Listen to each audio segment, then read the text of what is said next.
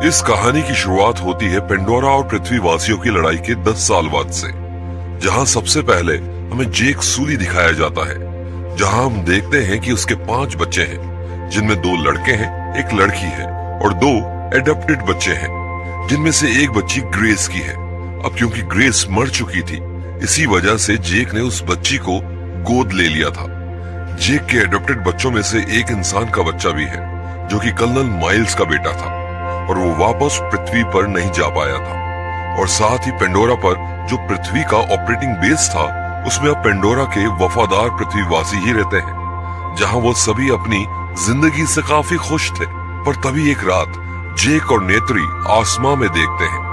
जहां उन्हें कुछ नए चमकते हुए सितारे दिखाई देते हैं, जिनको देखकर जेक समझ जाता है कि असल में इंसानों की स्पेसशिप है, जो एक बार फिर पेंडोरा पर हमला करके इंसानों को बसाने के लिए आ रही है। और जैसे ही इंसान उस स्पेसशिप को नीचे लैंड करते हैं, तो उससे निकलने वाली आग से जंगल धू धू करके जलने लगता है और कई सारे जानवर भी मर जाते हैं। तभी एक लैब में एक नेवी उठता है और काफी घबरा जाता है और वहां खड़े सभी डॉक्टर्स पर हमला कर देता है, जिसके बाद उसे काफी सारे लोग पकड़कर उसे ये बताते हैं कि यहाँ सब उसके दोस्त हैं और वो उनका कर्नल है। असल में कर्नल माइल्स, जो कि एक पृथ्वीवासी था, साथ ही वो पेंडोरा की लड़ाई में नेत्री के हाथों मारा गया था। उसे ही दोबारा से नेवी अवतार में जिंदा किया जाता है और अब वो बदले की आग में जल रहा था। वहीं पेंडोरा पर जेक सूली की नेवी फौज ने इंसानों की एक ट्रेन, जो कि उन्होंने पेंडोरा पर बनाई थी, उस पर हमला कर दिया, जिसमें उन्हें कई सारे हथियार मिले हैं। जब ये खबर कर्नल तक पहुंचती है, तो वो जेक को मारने का प्लान बनाता है, क्योंकि अगर जेक को मार दिया तो उसकी आर्मी बिखर जाएगी। पर एक आर्मी ऑफिसर कर्नल को बताती है कि जेक को मारना उतना आसान नहीं है, क्योंकि जब जब उन्होंने जेक को मारने के लिए जंगल में शिप्स भेजी हैं, तब तब हर बार जेक ने अपने उड़ने वाले जानवरों की मदद से उन्हें तबाह कर दिया है। जिसके बाद कर्नल अपने कुछ साथियों के साथ जंगल में जाता है, जहां जेक के बच्चे खेल रहे थे। वहां इंसानों को आता हुआ देख जेक के बच्चे जेक को इत्तला करते हैं, पर तभी कर्नल और उनके आदमी उन बच्चों को पकड़ लेते हैं और तभी वहां नेत्री भी आ जाती है और उन इंसानों पर हमला कर देती है, जिसके बाद दोनों में लड़ाई शुरू हो जाती है और नेत्री अपने सभी बच्चों को तो बचा लेती है, पर उस इंसान के बच्चे, जिसका नाम स्पाइडर था, उसे नहीं बचा पाती और स्पाइडर को कर्नल उठाकर अपने साथ ले जाता है। इस लड़ाई के बाद जेक नेत्री को बताता है कि उससे ये जंगल छोड़कर जाना पड़ेगा, क्योंकि कर्नल जेक को मारना चाहता है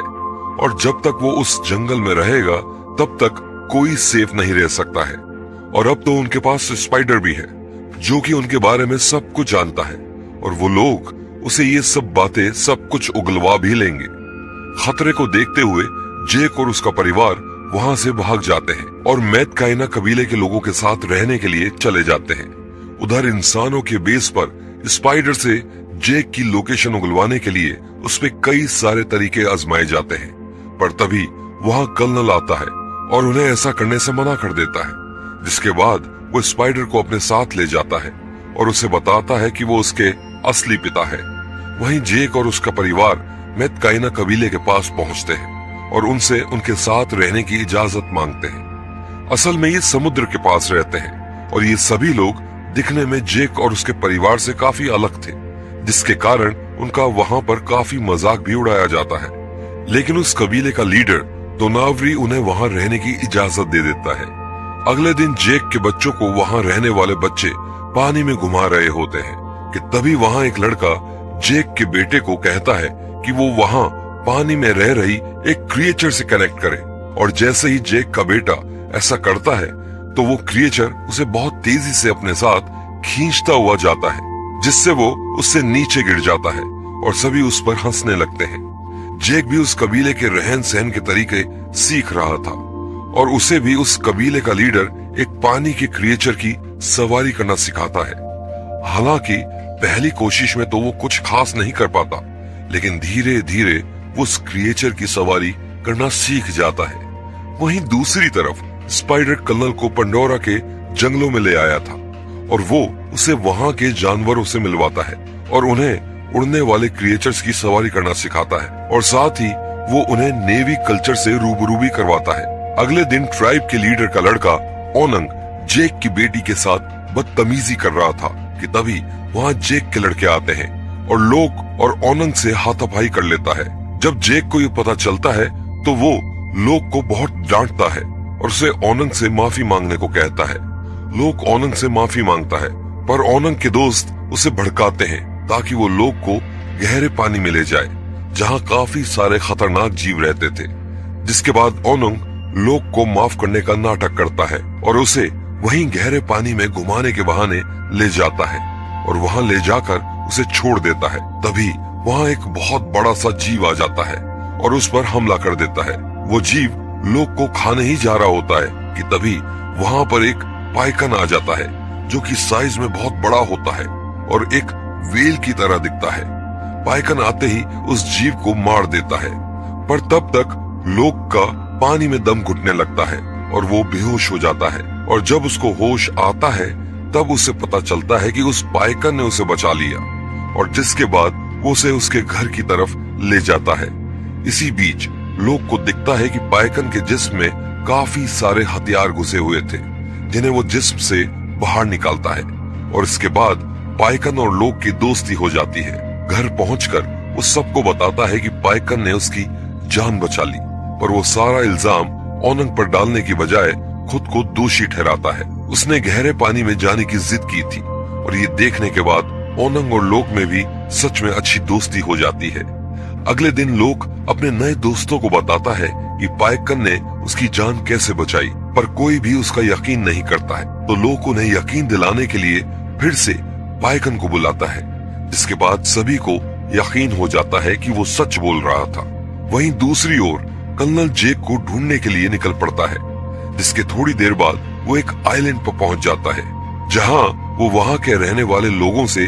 जेक के बारे में पूछता है पर उन्हें उसके बारे में कुछ नहीं पता था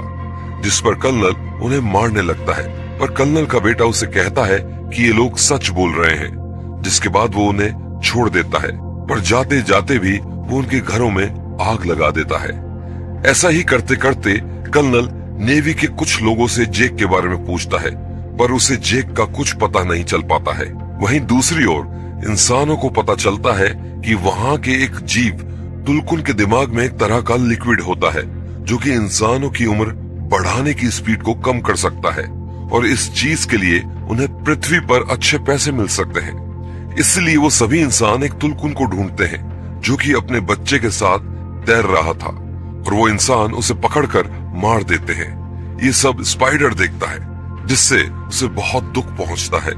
अगले ही दिन जब कबीले के लोग काफी सारे जीवों को पानी में मरा हुआ देखते हैं तो वो जेक से काफी गुस्सा हो जाते हैं क्योंकि इंसान उसकी वजह से वहां तक पहुंचे हैं। पर कबीले का लीडर उन्हें समझाता है कि जो हुआ सो हुआ, अब वो सभी इंसानों से मिलकर मुकाबला करेंगे। वहीं दूसरी ओर लोग पाइकन से मिलने जाता है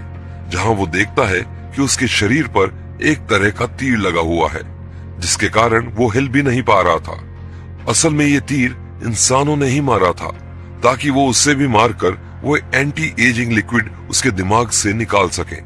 इसके बाद लोग अपने दोस्तों की मदद से उस तीर को निकालने की कोशिश करता है पर ये सब होता हुआ कर्नल भी दूर से ये देख रहा था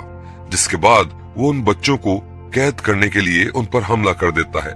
और जैसे ही कर्नल अपनी शिप लेकर वहां पहुंचता है लोग उस तीर को पाइकन के शरीर से बाहर निकाल देता है जिसके बाद पाइकन उनको बचाकर वहां से ले जाता है। लेकिन कर्नल के लोग बाकी बचे हुए कुछ बच्चों को जाल फेंक कर पकड़ लेते हैं और अपनी शिप पर बंदी बना लेते हैं। इसके बाद जब जेक को ये सब पता चलता है तो वो उस कबीले के लीडर को इस बात की जानकारी देता है जिसके बाद वो सभी एक साथ अपने अपने जीवों पर सवार होकर और हथियार लेकर वहां पहुंच जाते हैं और वहां पहुंचकर जेक देखता है कि बच्चों को कर्नल ने शिप के आगे बांध दिया है। जिसके बाद कर्नल जेक से कहता है कि अगर वो उनकी सलामती चाहता है तो उसे शिप पर अकेले ही आना होगा कि तभी वहां अचानक से पाइकन पानी के नीचे से एक लंबी छलांग मारता है और उनकी शिप के बीचों बीच आ जाता है, जिसके बाद वो अपने फिन्स की मदद से आसपास के सभी लोगों को मारने की कोशिश करता है। तभी जेक देखता है कि पाइकन की वजह से उनका ध्यान बट गया है, जिसके बाद वो उन सब पर हमला कर देता है और अब जेक और इंसानों के बीच बहुत ही खतरनाक लड़ाई होना शुरू हो जाती है, जिसमें दोनों तरफ के लोगों को काफी नुकसान झेलना पड़ रहा था। लेकिन कुछ ही देर बाद जेक अपने बच्चों को वहां से छुड़ा लेता है, जिसके बाद वो सभी बच्चे स्पाइडर को ढूंढने लग जाते हैं और थोड़ी ही देर बाद स्पाइडर के मिलते ही वो उसे वहां से लेकर भागने की कोशिश करते हैं। लेकिन इसी जद्दोजहद में जेक का एक बेटा मारा जाता है और उसके 2 बच्चों को कर्नल दोबारा पकड़ लेता है। इसके कुछ समय बाद उसी रात को अपने बच्चों को कर्नल से छुड़ाने के लिए जेक बड़ी ही खामोशी के साथ कर्नल के शिप पर पहुंच जाता है, जिसके बाद वो वहां कई सारे बड़े बड़े धमाके करता है, जिससे उस शिप में हर तरफ आग लग जाती है। और तभी वहां नेत्री भी आ जाती है और वहां खड़े सभी लोगों पर हमला कर देती है। तभी कर्नल वहां से बाहर आता है, जिसने जेक के बेटे की गर्दन पर चाकू रखा हुआ था, जिसके बाद वो जेक से कहता है कि अपने हथियार डाल दे वरना वो उसे मार देगा। लेकिन तभी पीछे से नेत्री भी आ जाती है और कर्नल के बेटे की गर्दन पर चाकू रख देती है, जिसके बाद कर्नल अपना चाकू गिरा देता है और इसके बाद जेक और कर्नल में एक जबरदस्त लड़ाई होना शुरू हो जाती है, जिसमें शुरू से कर्नल जेक पर भारी पड़ता जा रहा था। लेकिन कई मुश्किलों के बाद जेक किसी तरह कर्नल को बेहोश कर देता है, जिसके बाद वो उसे पानी में ही छोड़ देता है। पर तभी वहां स्पाइडर आता है और कर्नल को पानी में डूबने से बचा लेता है और उसे पानी से बाहर ले आता है, जिसके बाद कर्नल उसे अपने साथ चलने को कहता है। पर स्पाइडर उसकी क्रूरता देखकर बहुत गुस्सा था, जिसके बाद वो उसे छोड़कर अपनी असली फैमिली यानी जेक और नेत्री के पास चला जाता है। कहानी के अंत में जेक अपने मर चुके बेटे को कबीले के नियम के अनुसार पानी के अंदर छोड़ देता है, जिसके बाद वो सभी मैथक्याना कबीले के सदस्य बन चुके थे। तो ये थी अवतार पार्ट 2 फिल्म की सारी कहानी।